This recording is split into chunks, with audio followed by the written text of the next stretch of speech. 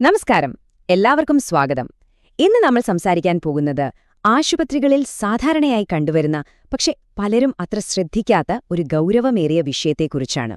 Hospital acquired pressure injuries, അല്ലെങ്കിൽ ചുരുക്കത്തിൽ HAPIs. ഒരു നിമിഷം ഒന്നാലോചിച്ചു നോക്കൂ.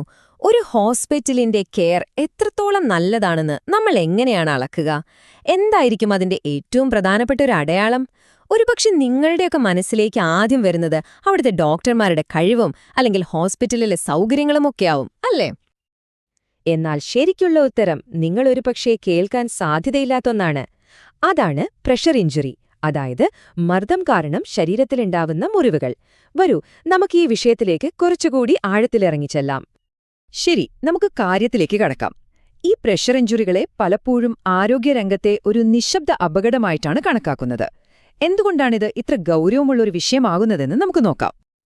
അപ്പോ എന്താണ് ഈ പ്രഷർ ഇഞ്ചുറി എന്ന് ചോദിച്ചാല്, national pressure ulcer advisory panel ഇതിനെ നിർവചിക്കുന്നത് ഇങ്ങനെയാണ്: ദീർഘനേരം ഒരേ ഭാഗത്ത് മർദ്ദമേൽക്കുന്നത് കാരണം നമ്മുടെ ചർമ്മത്തിനും അതിനടിയിലുള്ള കോശങ്ങൾക്കും സംഭവിക്കുന്ന കേടുപാടുകൾ.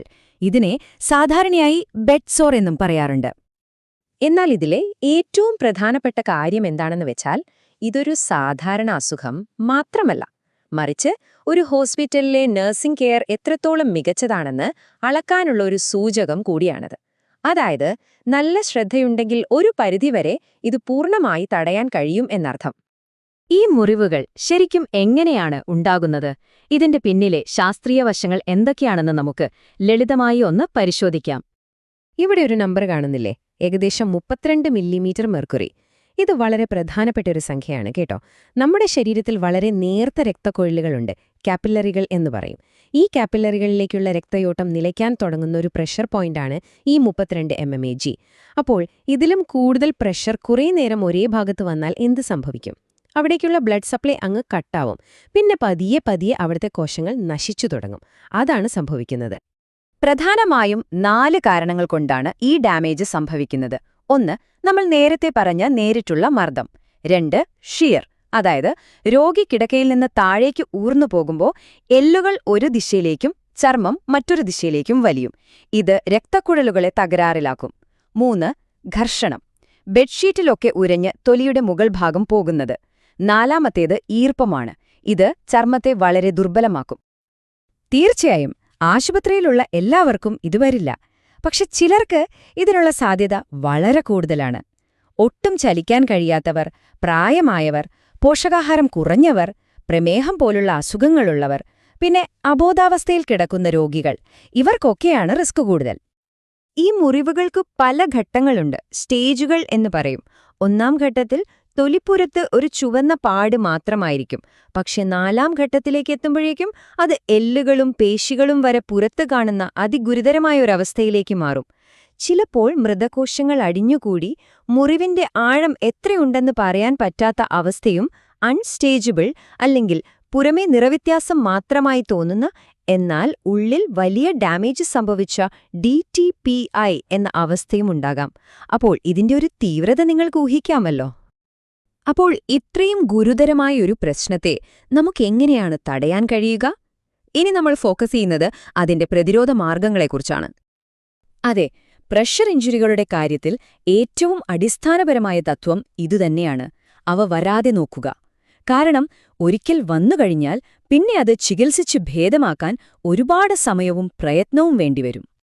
പ്രതിരോധത്തിലെ ആദ്യത്തെ സ്റ്റെപ്പ് ആർക്കാണ് ഇത് വരാൻ സാധ്യതയെന്ന് കണ്ടെത്തുകയാണ്. അതിനായി ലോകമെമ്പാടുമുള്ള ആരോഗ്യപ്രവർത്തകർ ഉപയോഗിക്കുന്ന ഒരു പ്രധാന ടൂളാണ് ഈ ബ്രാഡൻ സ്കെയിൽ. രോഗിയുടെ പല ഘടകങ്ങൾ പരിശോധിച്ച് അവർക്ക് പ്രഷർ ഇഞ്ചുറി വരാനുള്ള റിസ്ക് എത്രത്തോളം ഉണ്ടെന്നതിലൂടെ മനസ്സിലാക്കാൻ സാധിക്കും. ഇങ്ങനെ റിസ്ക് കണ്ടെത്തിക്കഴിഞ്ഞാൽ പിന്നെ വേണ്ടത് കൃത്യമായ പരിചരണമാണ്. ഓരോ 2 മണിക്കൂർ കൂടുമ്പോഴും രോഗിയുടെ പൊസിഷൻ മാറ്റിക്കിടത്തുക, പ്രഷർ കുറയ്ക്കുന്ന പ്രത്യേകതരം ബെഡുകൾ ഉപയോഗിക്കുക, ചർമ്മം എപ്പോഴും വൃത്തിയും ഉണങ്ങിയതുമായി സൂക്ഷിക്കുക, നല്ല പോഷകാഹാരം ഉറപ്പുവരുത്തുക. ഇതൊക്കെയാണ് ഇതിലെ പ്രധാന കാര്യങ്ങൾ. ഇതാണ് ശരിക്കും പറഞ്ഞാൽ ഒരു നല്ല പ്രതിരോധ കെയറിന്റെ ബ്ലൂ പ്രിന്റ്. ഇത് വെറുമൊരു തൊലിപ്പുറത്തെ മുറിവ് മാത്രമല്ല. ഇതിന്റെ പ്രത്യാഘാതങ്ങൾ രോഗിക്കും ആശുപത്രിക്ക് തന്നെയും ഒരുപോലെ വലുതാണ്. ഒരു രോഗിയെ സംബന്ധിച്ചിടത്തോളം ഇതിന്റെ വേദന അതികഠിനമാണ്. ഗുരുതരമായ ഇൻഫെക്ഷനുകൾ ഉണ്ടാവാം, ചിലപ്പോൾ മരണം വരെ സംഭവിക്കാം. ഇനി ഹോസ്പിറ്റലിന്റെ ഭാഗത്തുനിന്നു നോക്കിയാലോ, ചികിത്സാ ചെലവ് കുത്തനെ കൂടും. രോഗി കൂടുതൽ ദിവസം അഡ്മിറ്റായി കിടക്കേണ്ടിവരും. എല്ലാത്തിനും പുറമെ ആ ഹോസ്പിറ്റലിന്റെ പേരിന് തന്നെ അതൊരു വലിയ കളങ്കമാണ്. പല വിദേശ രാജ്യങ്ങളിലും ഇതിനെ ഒരു നെവർ ഇവന്റ് എന്നാണ് പറയുന്നത്, അതായത് ഒരിക്കലും സംഭവിക്കാൻ പാടില്ലാത്ത ഒന്ന്. അതുകൊണ്ടുതന്നെ ഇതിന്റെ ചികിത്സാ ചെലവ് ഇൻഷുറൻസ് കമ്പനികൾ ഹോസ്പിറ്റലിന് കൊടുക്കുകയുമില്ല. അതുകൊണ്ടുതന്നെ നിയമപരമായും ധാർമ്മികമായും ഇത് തടയേണ്ടത് ആശുപത്രിയുടെയും അവിടത്തെ ആരോഗ്യപ്രവർത്തകരുടെയും ഉത്തരവാദിത്തമാണ്. പ്രതിരോധ നടപടികൾ എടുത്തില്ലെങ്കിൽ അത് വലിയൊരു അനാസ്ഥയായി തന്നെ കണക്കാക്കപ്പെടാം. എന്നാൽ ഇതിലൊരു ശുഭവാർത്തയുണ്ട്. കേരളത്തിലെ തന്നെ ഒരു പ്രമുഖ ആശുപത്രിയിൽ ഇതിനെതിരെ ഒരു ക്വാളിറ്റി ഇംപ്രൂവ്മെന്റ് പ്രോജക്റ്റ് നടപ്പിലാക്കിയപ്പോൾ വെറും 6 മാസത്തിനുള്ളിൽ അവിടെയുണ്ടായിരുന്ന പ്രഷർ ഇഞ്ചുറികളുടെ എണ്ണത്തിൽ 70% കുറവാണ് രേഖപ്പെടുത്തിയത്. അപ്പോൾ ഇതിൽ നിന്ന് മനസ്സിലാക്കേണ്ട പ്രധാന കാര്യം ഇതാണ്: കൃത്യമായ സിസ്റ്റവും പ്രോട്ടോക്കോളുകളും ശ്രദ്ധയുമുണ്ടെങ്കിൽ ഈ പ്രശ്നം വലിയൊരളവ് വരെ നമുക്ക് പരിഹരിക്കാൻ സാധിക്കും. ഇത് തടയാൻ കഴിയുന്നൊരു അപകടം തന്നെയാണ്. നമ്മൾ ഈ ചർച്ച അവസാനിപ്പിക്കുന്നത് ഈയൊരു ചോദ്യം മുന്നോട്ട് വെച്ചുകൊണ്ടാണ്.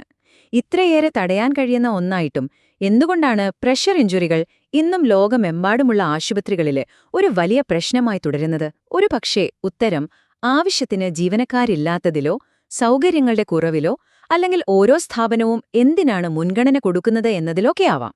തീർച്ചയായും നമ്മൾ ചിന്തിക്കേണ്ട ഒരു വിഷയമാണിത്.